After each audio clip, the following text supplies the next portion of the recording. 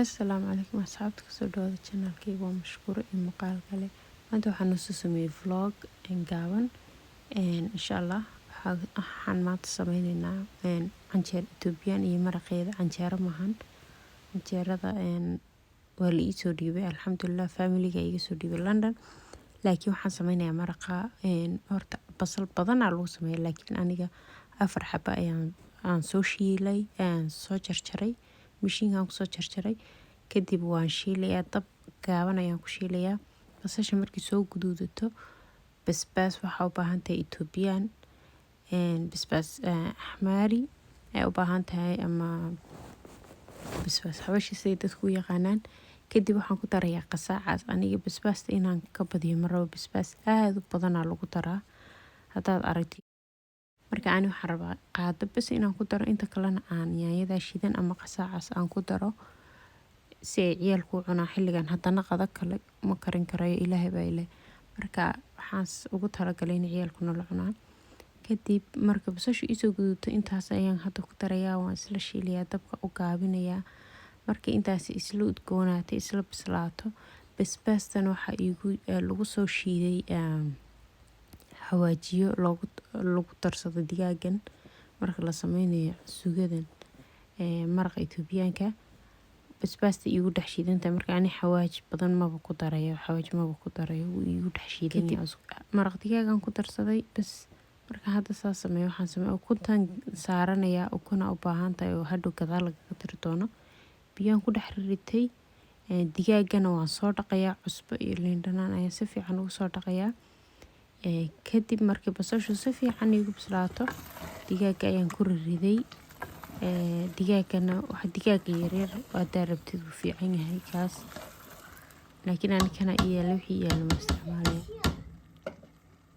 Waa isku rogrogayaa, dabku weli uu ii gaaban yahay, wuxuu ii joogaa number 3. waxaan ku dari doonaa biyo si uu digaagu u bislaado maaragtay. Biyahaasaan ku dari, waan dabooli, waan ka tegi. Markuu bislaaday saliidu soo kormarto waa markuu diyaar noqdo. Saliidana saliid fiicanaa lagu sameeyaa, waxoogaha yaro badan la iskuma yareeyo, aadna loogama badiyo, laakiin waa in waxa qiyaas fiican ahaataa si uu si fiican kugu bislaado. Hadhow waa iska meeri kartaa. Hadda ani saliida kor markii soo marto waan iska meeri doonaa. Hadda waxaan ku darsaday toon. Marka ugu dambeysa waxaa lagu darsadaa toon aad u udgoonaysa iyo wax yaroo subag saafi haddaa haysatid oo ku darsan kartaa. Waata canjeeradii saxda ahayd la ii soo dhiibay. Hadda waxaan rabaa inaan salad yar oo dhanaan aan sameysto. Intaas ayaan ka sameyn doonaa saladkana. Saladka markaan sameeyo, digaaga intuu ii bislaanaya, hadhowna ukunta ayaan ku ridi doonaa digaaga. Wax yar waa isku rogrogi, dee markaa bis waaba diyaar. Maasha Allah. Haddaa rabtid toon iyo kamsar ma ii taalo, mar ayaan ku sameeyey hore. Toon iyo kamsar haddaa gadaal kaga dartid, subxaanallah, udgoonka dadka deriska waxay leeyihiin naagtu maxay karinaysaa. Marka ilaa deriska caraftu tegaysa.